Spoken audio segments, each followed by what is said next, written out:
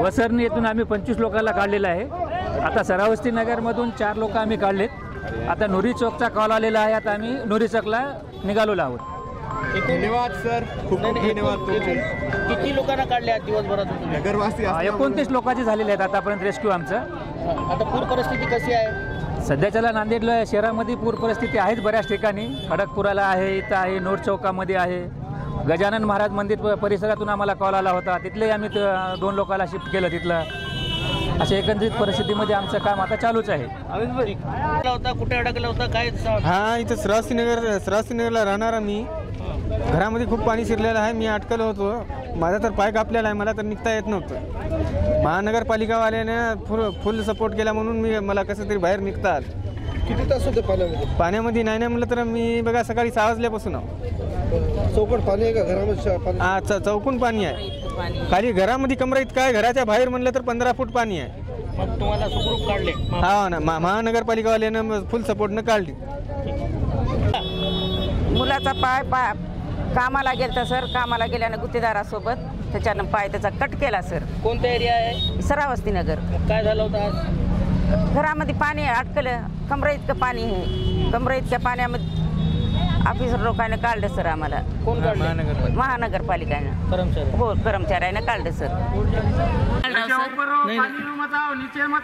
काय झालं होतं मुलाला? मुलाला बाहेर गावाला कामाला गेलता सर। बाहेर गावाला कामाला गेल्यानं गुत्तेदारासोबत कोणतं केमिकल पडलं की त्याच्यासाठी त्याचा पाय काढण्यात आला। घरी पाणी किती होता? कमरेच्या वरी आहे माझ्या। अटकले होते? कमरेच्या वरी आहे सर। मग कोण काढले तुम्हाला? तुम्ही काढलं ना सर, महानगरपालिकेने काढले सर। मराठीमध्ये भी बोलतो। आज जो ढकफुटी का जो पानी गिरा सवेरे 5 बजे से लोगों का फोन आना चालू है कि भाई यहाँ पानी घुस गया, श्रावस्ती नगर में पानी घुस गया, सादत नगर में पानी घुस गया, तेरा नगर में। तो हमारी प्रशासन से, कलेक्टर से, कमिश्नर से और ख़ास करके यहाँ के जो हमारे खासदार है और जो माजी मुख्यमंत्री अशोक चौहान से एक विनंती है कि ये जो गरीब लोग हैं इनका अर्जेंट से अर्जेंट सर्वे करा के इनको तत्काल इनको कुछ ना कुछ मदद, क्योंकि जिसका घर बिकता सर, जिसके घर सूखने को महीना भर लगता। आज जो बीमारी का जो माहौल चल रहा है, टाइफाइड, मलेरिया, ये वो, तो गोर गरीब कमाएंगा क्या और ऐसे हालत में लगेगा क्या? तो सुबह 5 बजे से यहाँ जो हमारे जो एसपी साहब आए थे और हमारे नगर सेवक विजय यवनकर साहब, उमेश चौहान, हमारे नागनाथ गड्डम और अमित वाघ, सुभाष रायबोले, संतोष मानधनी, ये सब ने मिलकर यहाँ मेहनत की। हमारी प्रशासन से एक ही गुजारिश है, खाली आश्वासन दो मत, गरीब को मदद करो। क्योंकि 2 साल से आश्वासन दे रहे, पंचनामा कर रहे, लोग काम धंधे छोड़ के पैसे बोले, कलेक्टर अभी तहसील घूम रहे, पैसे तो मिल रहे नहीं, उनकी कमाई वो भी चले जा रही। तो हमारी प्रशासन से ये गुजारिश है, तत्काल पंचनामा करके तत्काल उनको मदद पहुँचानी चाहिए। क्योंकि आज सकाळपासून पावसामुळे इथं पाण्यात वाढ झालेली आहे। उमेश चव्हाण, सुभाष रायबोले, फारुख भाई आणि असंख्य असे कार्यकर्ते, या लोकांचे फोन आले। आम्ही इथं परिस्थितीमध्ये बघायला आलो आणि लोकांना बाहेर काढायचं काम चालू आहे। महानगरपालिकेतर्फे बोट मागवली, बोट तिथून काही लोकांना बाहेर काढले तिथल्या। आज जवळपास शहरामध्ये महानगरपालिकेतर्फे या रेस्क्यू ऑपरेशनमध्ये 25 ते 30 लोकांना बाहेर काढलेले आहे। आत्ताच एका आमच्या या भागातील श्रावस्ती भागातील पेशंटला सुद्धा बाहेर काढलेले आहेत। त्या घरात जवळपास 4 ते 5 फूट पाणी आहे, पण बाहेर आले की जवळपास ते 10 ते 12 फुटाच्या वर पाणी आहे आणि परिस्थिती धोकादायक तर आहेच। पण आता सध्या पाऊस थांबलेला आहे, पाऊस जर थांबला तर पाणी उतरायला मदत होईल, कारण की धरणाचे सुद्धा आपल्या विष्णुपुरीचे डॅमचे धरणाचे दरवाजे उघडले आहेत, त्यामुळे ते पाणी फोर्सनं इकडे येत आहे, त्यामुळे हे पाणी तिकडं फ्लो होत नाही। जोपर्यंत फ्लो इथलं पाणी होणार नाही आणि पाणी उतरणार नाही तोपर्यंत इथे काळजी घेण्याची जरूरत आहे। आता लोकांची महापालिकेतर्फे आणि आपल्या काही सामाजिक सेवातर्फे जेवणाची खाण्याची व्यवस्था करण्याच्या पुढच्या कामाला आम्ही लागलेलो आहोत। आता त्याची काहीतरी सोय करून आम्ही इथं आहोतच आणि आता निवारा केंद्रसुद्धा चालू केलेले आहे महापालिकेतर्फे, त्या जिथं लोकांना हलवायचं चालू है। प्रशासन पिछले कई सालों से श्रावस्ती नगर भाग में बैक वाटर का पानी आता है और ये पानी से लोगों को अत्यंत परेशानी और एकदम गंभीर परिस्थिति से गुजरना पड़ता है। हम पिछले कई सालों से यही देख रहे हैं, महापालिका प्रशासन की टीम एक्यूरेट टाइम पर आती है और मदद करती है। सवेरे ही मुझे 5:30 बजे के टाइम पर डीएमसी संधू महाराज का फ़ोन आया था, पर मेरी और एक आपके चैनल के माध्यम से विनंती रहेगी कि तहसील ऑफिस, कलेक्टर ऑफिस को आप ये बातमी पहुंचने को होना। पिछले विजू भाऊ 2 साल से ये परिसर में सर्वे हो रहा है, प्रवेश हो रहे होने के बावजूद आज तक का वो लोगों को उनका मुआवजा नहीं मिला है। यहाँ पर रहने वाले गौर गरीब लोग आए, रोज़ मजदूरी करके जगजीवन उद्धार करने वाले लोग आए, पर प्रशासन को ये चीज़ में जागरूक होकर ताबड़तोब लोगों का मैं मुआवजा बोलकर बोलूँगा। उनकी नुकसान हुई, उनका काफ़ी नुकसान हुआ, उनके घर गृहस्थी का सामान बहकर गया, घर में का राशन अचानक तरीके से पानी भरने से निकल कर चलेगा।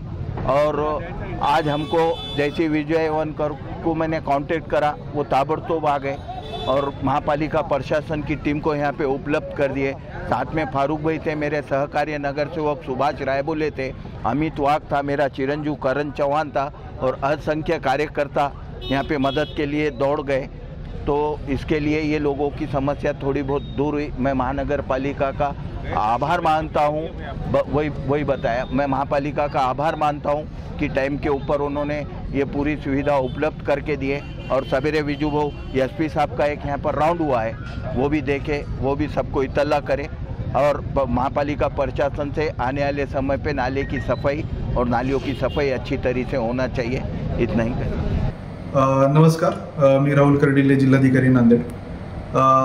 सर्व नांदेडकरांना माझं आव्हान आहे की आता आज जो दिवसभर आपल्याकडे पाऊस झाला आहे तो आता थांबलेला आहे, परंतु तरी पण आपण आज सतर्क राहावं, कारण पाण्याची पातळी खाली जाते, पाऊस थांबला आहे, परंतु यानंतर काही साथीचे आजार किंवा इतर आजार पसरू शकतात। तर त्या अनुषंगाने महापालिका आणि आरोग्य टीम यांना पण आम्ही सतर्क केले आणि त्यानंतर मग जे काय स्प्रेइंग असेल, फॉगिंग असेल किंवा मेडिसिनची उपलब्धता या अनुषंगाने आम्ही कारवाई करू, परंतु आपणही आपल्या आरोग्याची काळजी घ्या, हे सगळ्यांना आव्हान आहे। सद्यस्थितीमध्ये आपल्या विष्णुपुरी डॅममध्ये होणारी जी आवक आहे ती कमी झाली, 86,000पर्यंत ती गेली। त्यामुळं विष्णुपुरीतून जो होणारा डिस्चार्ज आहे तो 1,06,000 होता, तो आपण आता एक गेट बंद करून तो 96,000पर्यंत कमी करण्याचा आपला प्रयत्न आहे। आणि पोचमपाड डॅम आहे तिथून होणारा विसर्ग आता 5.5 लाख क्युसेक्स आहे। तर तिथल्या इरिगेशन सेक्रेटरी प्रशांत पाटील साहेबांना मी बोललोय, तर ते पण प्रयत्नशील आहेत की तो तेवढाच कंटिन्यू राखतील, जेणेकरून आपला धर्माबाद भाग, बिलोली आणि काही प्रमाणात आपला जो देगलूर एरिया आहे तिथला प्रेशर थोडं कमी होईल। दुसरी गोष्ट म्हणजे अहमदपूर, उदगीर आणि बिदर यांच्याही मी सातत्याने संपर्कात आहे। बिदर कलेक्टर आणि लातूर कलेक्टर यांच्याशी माझं बोलणं झालं आणि सुदैवाने कुठला अलर्ट तिकडं नाही आहे, पाऊस तिकडं कमी झाला आहे, थांबला आहे। त्यामुळं मनारमध्ये कॅचमेंट येणारं जे पाणी आहे ते पण आपलं कमी होईल आणि परिस्थिती थोडीशी पूर्वपदावर येईल अशी अपेक्षा आहे। तथापि आपण पुढचे 2-3 दिवस सतर्क राहावं आणि कुठली गोष्ट असेल तर प्रशासनाशी संपर्क साधावा। धन्यवाद। नमस्कार, हृदयावरील सर्व शस्त्रक्रिया मोफत मोफत मोफत। स्वातंत्र्य दिनानिमित्त लोटस हॉस्पिटल नांदेड येथे 15 ऑगस्टपासून 15 सप्टेंबर 2025 पर्यंत भव्य हृदयरोग निदान व शस्त्रक्रिया शिबिर। हृदयाच्या आजारांनी त्रस्त रुग्णांसाठी सुवर्ण संधी। या शिबिरात मोफत angiography, angioplasty, bypass surgery, valve surgery, हृदयातील छिद्र बंद करण्याचे ऑपरेशन, ASD, VSD, PDA सारख्या हृदयावरील सर्व शस्त्रक्रिया मोफत मोफत मोफत। आपल्या सेवेत VTS, OT सारख्या गुंतागुंतीचे उपचार करण्यासाठी लागणारे अनुभवी व तज्ज्ञ डॉक्टरांची व स्टाफची टीम। लोटस हॉस्पिटलच्या या अनुभवी टीमने आतापर्यंत हजारो रुग्णांवर यशस्वी हृदय शस्त्रक्रिया पूर्ण केल्या आहेत आणि त्या हजारो हृदयरोगी रुग्णांना जीवनदान देण्यात लोटस हॉस्पिटलला यश आलेले आहे। शासकीय व निमशासकीय सर्व योजना लोटस हॉस्पिटल येथे उपलब्ध आहेत। लोटस हॉस्पिटलची 25 वर्षापासून हजारो रुग्णांना इमर्जन्सी आणि अविरत कॅशलेस रुग्णसेवा देण्याची परंपरा सदैव आपल्या सेवेत आहे। संदर्भित माहिती आपल्या प्रियजनांपर्यंत जरूर पोहोचवा, कारण तुमच्या एका शेअरमुळे कुणाचं तरी आयुष्य वाचू शकतं। संपर्क करा लोटस हॉस्पिटल, डॉक्टर लेन, नांदेड 7057981887।